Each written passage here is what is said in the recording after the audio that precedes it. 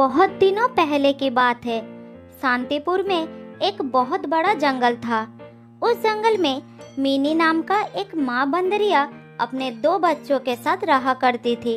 बच्चों में से बड़े का नाम था मिंटू और छोटे का नाम था चिंटू। मिनी अपने बच्चों को बहुत प्यार करती थी और बड़े ही लाड प्यार से उनका पालन पोषण करती थी। वो उन्हें अच्छे अच्छे भोजन भी लाकर दिया करती थी। कुछ महीने पहले ही मिनी के पति की मौत हो गई। तब से वो अपने बच्चों को कभी भी पिता की कमी महसूस नहीं होने दी। देखो मेरे बच्चों, मैं तुम दोनों के लिए केले लाई हूँ। अरे वाह, मजा आ गया। मुझे केले चाहिए, मुझे केले चाहिए। नहीं नहीं, मुझे पहले दो माँ, मैं बड़ा हूँ, मैं पहले खाऊंगा। हाँ बाबा हाँ, सबको बराबर दूंगी। शांति से बैठो जरा। मैं ये केले तुम दोनों के लिए ही तो लाई हूँ। पहले तुम दोनों को खिलाऊंगी, उसके बाद जो बचेगा मैं खाऊंगी। मेरे प्यारे बच्चों, आओ मेरे पास आओ। फिर दोनों बच्चों खाना शुरू करते हैं। खाने के बाद मिंटू अपने माँ से कहता है, माँ, इतने मीठे केले तुम कहाँ से लेकर आती हो? मुझे भी तुम्हारे साथ ले चलो ना माँ, मैं भी मीठे केले लाऊंगा। मेरे प्यारे बच्चों, तुम लोग जब बड़े होकर पेड़ पर छलांग लगाने के काबिल हो जाओगे, तब मैं तुम दोनों को सारे ठिकाने दिखा दूंगी। अब तुम दोनों बहुत छोटे हो, घर में ही रहा करो, बाहर बहुत खतरा है। अच्छा माँ, ठीक है, तुम जैसा कहोगे हम वही मानकर चलेंगे माँ।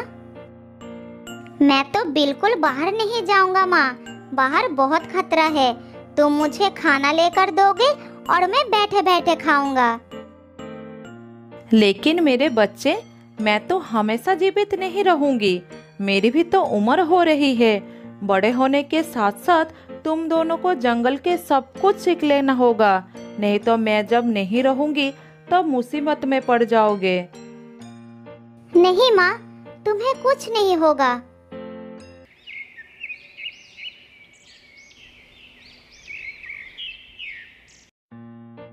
इसी तरह समय बीतता गया और समय बीतने के साथ साथ मिंटू और चिंटू बड़े होते जाते हैं।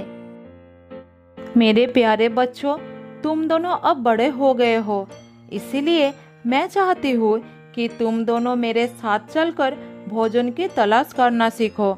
जंगल के नियम के बारे में जानो, जिससे तुम लोग खुद से अपना भोजन ढूंढकर अपना पेट भर सको।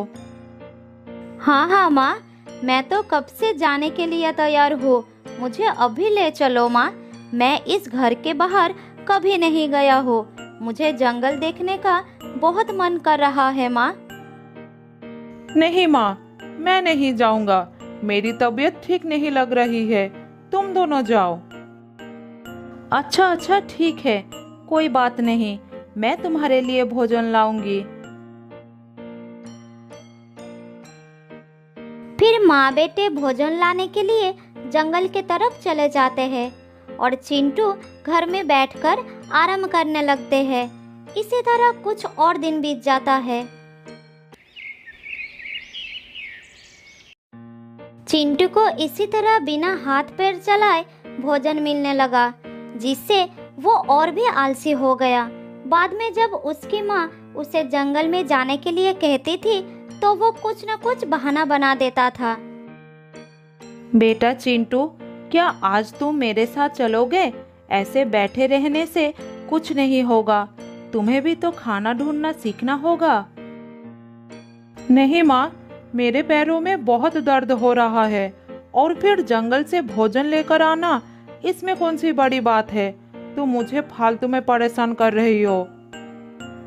अच्छा ठीक है, तुम आराम करो, मैं खाना लेकर आती हूँ। मिनी को ये बात समझ में आ जाती है कि चिंटू की आदत बिगड़ गई है। वो आलसी हो गया है। अगर वो अभी भी नहीं सुधरा तो उसे एक दिन बहुत बुरे वक्त का सामना करना पड़ सकता है। इसी तरह मिनी उसके भविष्य को लेकर चिंतित हो जाती है। लेकिन चिंटू को लगता था कि उसकी माँ उसे अपने साथ ले जाकर बस परेशान करना चाहती है। खाना ढूंढना तो वो सीख ही लेगा, लेकिन अभी नहीं। इसी बीच एक दिन मिनी की मौत हो जाती है। दोनों भाई माँ के पास खड़ा होकर बहुत रोने लगते हैं।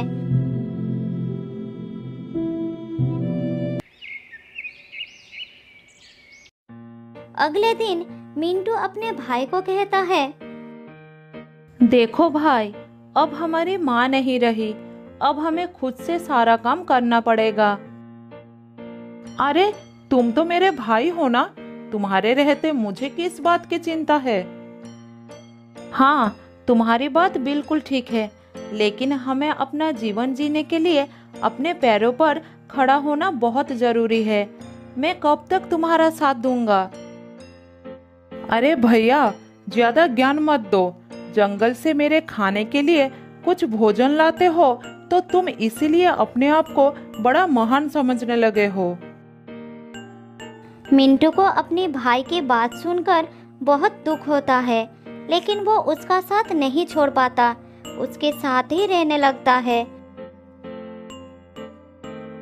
इधर चिंटू अपने भाई के बातों को अनसुना कर उसी पर आश्रित होकर मजे करने लगता है।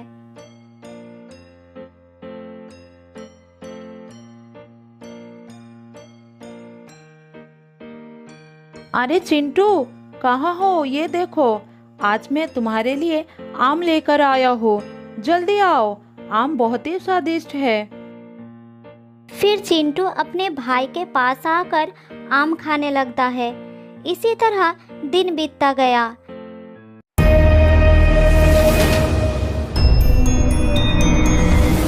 एक दिन उस जंगल में एक बदमाश शेर आता है। जो भी प्राणी उसके सामने आता है उसे वो शिकार कर लेता है। सभी प्राणी डर के मारे अपने अपने घर में छुप जाते हैं। भाई चिंटू, जंगल में एक खतरनाक शेर आ गया है, तुम उससे बचकर रहना। जब तक मैं खाना लेकर नहीं आ जाता तब तक तुम सावधान रहना। ठीक है, तुम मेरी चिंता मत करो। मिंटू पेड़ से उतरकर भोजन के तलाश में निकल जाता है। तभी वो शेर उसका पीछा करता है। मिंटू शेर को देखकर दौड़ने लगता है। फिर किसी तरह एक पेड़ पर चढ़ जाता है और अपना प्राण बचा लेता है। लेकिन वो शेर उस पेड़ के नीचे बैठकर मिंटू के उतरने का इंतजार करने लगता है। ये शेर तो मेरे पीछे ही पड़ गया, अब मैं अपने घर कैसे जाऊंगा? इसी तरह रात हो जाती है, लेकिन शेर वहां से नहीं हटता, जिस कारण मिंटू अपने घर नहीं जा पाता।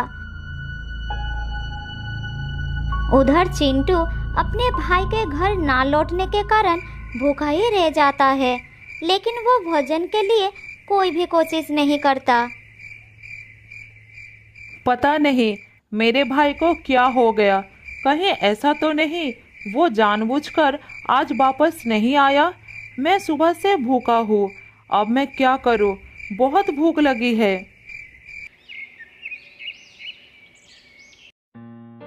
चिंटू पूरी रात ही भूखा रहता है।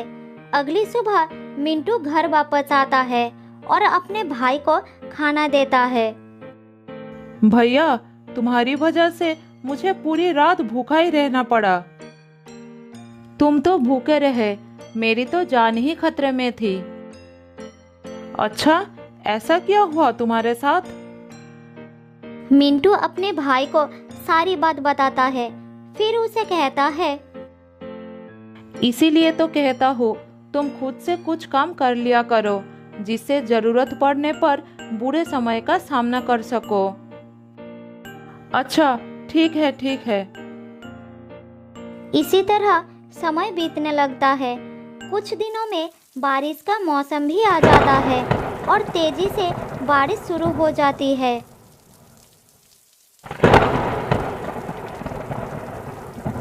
भैया, बहुत भूख लगी है, कुछ खाना ला कर दो ना, रहा नहीं जा रहा है। मैं क्या कर सकता हूँ, बारिश थमने के नाम ही नहीं ले रही। क्या हम बारिश में खाना लाने के लिए जा नहीं सकते हैं? माँ ने कहा था आंधी तूफान या तेज बारिश होने लगे तो घर से बाहर नहीं निकलना, जान को खतरा हो सकता है। दोनों भाई भूखे प्यासे बारिश रुकने का इंतजार करने लगते हैं। दिन ढलकर रात हो जाती है, लेकिन बारिश लगातार होती रहती है। सुबह होने पर वो देखते हैं कि जंगल में बाढ़ आ गया है और ऊपर से बारिश भी नहीं रुकी थी।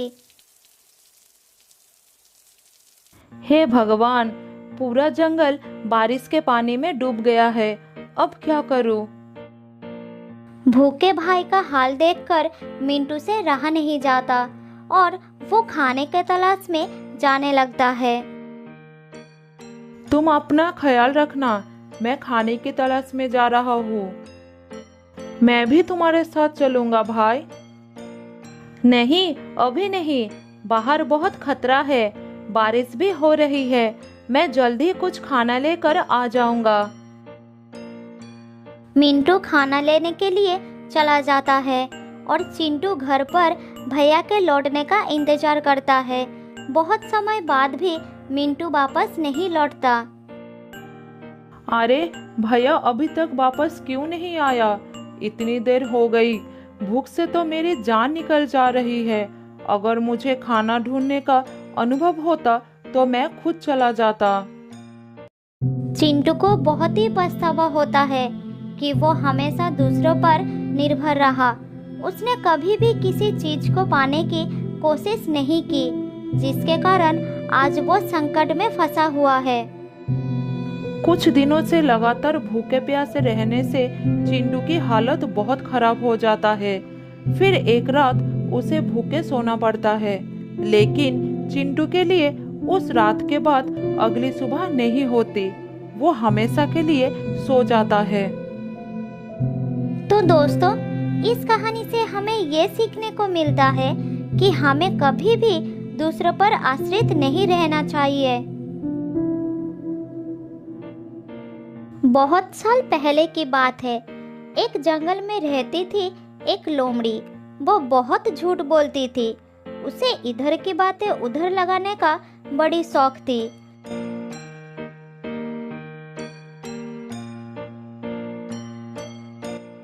एक दिन लोमड़ी घूमते घूमते एक हिरनी के घर के सामने आ गई। तब हिरनी अपने बेटे से बात कर रही थी। लोमड़ी एक पेड़ के पीछे छुपकर दोनों की बातें सुनने लगी। बेटा, तुम उस पहाड़ी पर मत जाया करो। मैंने कितनी बार तुमसे मना किया है। तुम्हें पता नहीं कि वहाँ पर एक खतरनाक लोमड़ी रहती है। एक दिन उसके नजर तुम पर पड़ गई तो वो तुमको जिंदा नहीं छोड़ेगी। माँ, अगर ऐसा है तो आज मैं अपने पापा को वहाँ पर ले जाऊंगा। वो उसको मार देंगे और मैं रोजाना वहाँ पर जा सकूंगा। बेटा, वो लोमड़ी बहुत ही खतरनाक है। तुम्हारे पापा का उससे सामना हो चुका है। उसने उन्हें भी खूब मारा था। फिर तेरे पापा ने उसे माफी मांगे थे, तब जाकर उसने उसकी जान बख्श दी थी। क्या वो इतनी खतरनाक है? तो ठीक है माँ, मैं आज के बाद कभी पहाड़ी पर नहीं जाऊंगा। अपने बच्चे की बात सुनकर हिरनी खुश हो गई। इधर पेड़ के पीछे से लोमड़ी ने सारी बातें सुन ली। उसने सोचा कि ये बात सबको पता चलना चाहिए। फिर वो वहां से चली गई।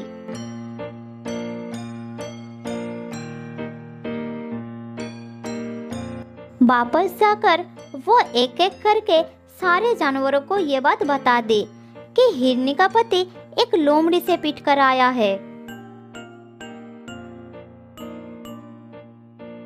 उधर हिरनी का पति जब जंगल में घूम रहा था, तब हर जानवर उसका मजाक बना रहे थे। वो सब यही कह रहे थे कि वो एक लोमड़ी से मार खा कर आया है। यही बात सुन सुनकर उसे बहुत गुस्सा आ गया। तब वो अपने घर पहुंचकर हिरनी के ऊपर बरसने लगा। तुमने लोमड़ी से कहा कि मैं एक लोमड़ी से मार खाकर आया हूँ। यही बात उसने पूरे जंगल में फैला दी है। तुमने ऐसा क्यों कहा? पति की बात सुनकर हिरनी ने उसे सारी बात बताई। अरे सुनो सुनो, गुस्सा मत करो, मैंने सिर्फ हमारे बच्चे को डराने के लिए कह दिया था और वो मान भी गया। मुझे नहीं पता कि लोमड़ी ने ये बात कब सुन ली। ये सुनकर हिरनी का पति लोमड़ी के पास गया और उससे बोला,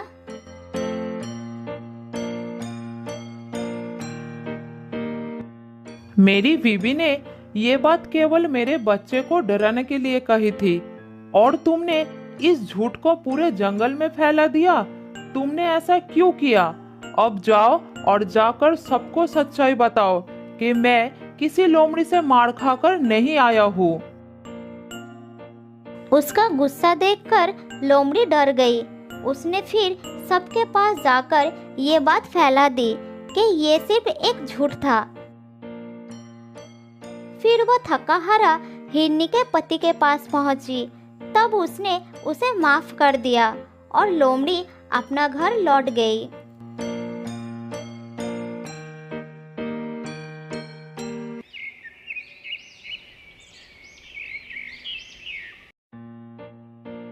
ऐसा ही कुछ दिन लोमड़ी चुपचाप रही, लेकिन अभी भी उसका ये आदत छूटी नहीं थी।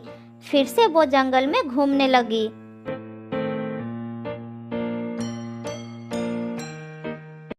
एक दिन शेर महाराज गुफा के सामने आराम कर रहा था। तभी उसके पास दूसरे जंगल का एक शेर राजा आया। दोनों शेर को एक साथ देखकर लोमड़ी उसकी बात छिपकर सुनने लगी। अरे तुम मेरे जंगल में कैसे? मैं तुम्हारी तरफ दोस्ती का हाथ बढ़ाने के लिए आया हूँ। दोस्ती का हाथ? मेरी तरफ? क्या कहना चाहते हो तुम? शेर खान, तुम्हारा जंगल कितना बड़ा है और मेरा जंगल कितना छोटा। मुझे पता है कि तुमको इस जंगल को संभालने में कितना तकलीफ होता होगा। ऐसा कुछ नहीं है, मैं मेरे जंगल को अच्छे से संभाल रहा हूँ। किसी को मुझसे कोई तकलीफ नहीं है। शेर खान, मैं तो तुम्हारी भले के लिए ही कह रहा था। तुम मेरे और अपने जंगल को एक कर लो, फिर हम दोनों मिलकर इस जंगल में राज करेंगे। ये बात कहकर वो मन ही मन सोचने लगा। बस एक बार ये हाँ कर दे, फिर इसके जानवरों के साथ मिलकर इसी को मरवा दूंगा। तब दोनों जंगल पर मेरा ही राज होगा। मुझे ये मंजूर नहीं है, तुम जा सकते हो। तुम बूढ़े हो चुके हो शेर खान। अगर कोई मुसीबत आ गई तो तुम कैसे इस जंगल को बचाओगे? ये सुनकर शेर खान को गुस्सा आ गया। लगता है तुझे दिखाना ही पड़ेगा कि मुझ में दम है कि नहीं। नहीं, रुक जाओ। अभी तो मैं जा रहा हूँ, लेकिन कुछ ही दिनों बाद मेरा भाई जंगल आ रहा है। वो तुमसे बहुत ज्यादा शक्तिशाली है। अगली बार मैं उसी के साथ आऊंगा। लगता है तुमको अपनी जान प्यारी नहीं है। हा, मुझे मार भी दोगे तब भी वो यहाँ जरूर आएगा और तुम्हारे जंगल को साफ कर देगा। ये सुनकर शेर खान जोर जोर से हंसने लगा। क्या बोला तुम? तुम्हारा भाई आएगा? तो सुनो, मेरा भी एक भाई है जो पास के जंगल में राज करता है।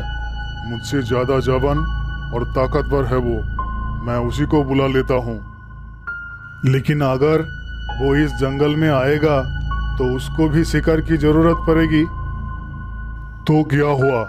तुम्हारा भाई आएगा, वो भी बिना वजह मेरे जंगल के जानवरों को मारेगा।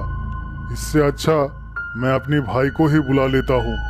वो रोजाना 3 जानवर को शिकार करता है। यहाँ भी ऐसा करेगा। अब मैं तुमको मार देता हूँ। जब तक तुम्हारा भाई आएगा उससे पहले मेरा भाई यहाँ आ चुका होगा। अरे नहीं शेर खान, मैं तो बस ऐसे ही तुमको डराने के लिए कह रहा था। मेरा कोई भाई नहीं है, मैं जा रहा हूँ। ये कहकर वो वहां से भाग गया। इधर लोमड़ी सोचने लगी, अरे बाप रे, रोजाना 3 जानवर, ये बात तो सबको बताना पड़ेगा। ये कहकर लोमड़ी वहां से चली गई और उसने ये बात पूरे जंगल में फैलाना शुरू कर दी। वो जानवरों के पास जा रही थी और यही कह रही थी, शेरखान अपने भाई को इस जंगल में बुलाने वाला है। अब ये दोनों भाई मिलकर रोजाना 3 जानवरों का शिकार करेंगे और कुछ ही महीनों में जंगल खत्म हो जाएगा। ये सुनकर जानवरों के दिल में डर पैदा हो गया। तब सभी जानवर उस जंगल को छोड़कर जाने लगे। शाम होते होते जंगल एकदम खाली हो गया। शाम को जब शेरखान घूमने निकला तब उसे कोई भी जानवर नजर नहीं आया। तालाब के पास भी दूर दूर तक कोई जानवर नहीं थे। अब उसे चिंता होने लगी। कहीं शेरू ने सच में अपने भाई को बुलाकर जानवरों पर हमला तो नहीं किया? वो सब कहाँ चले गए?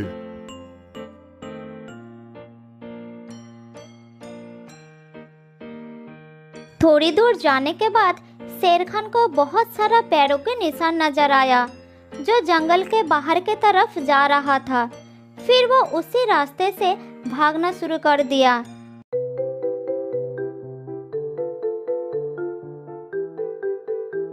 थोड़ी दूर जाने के बाद उसे सभी जानवर जंगल से बाहर जाते नजर आए।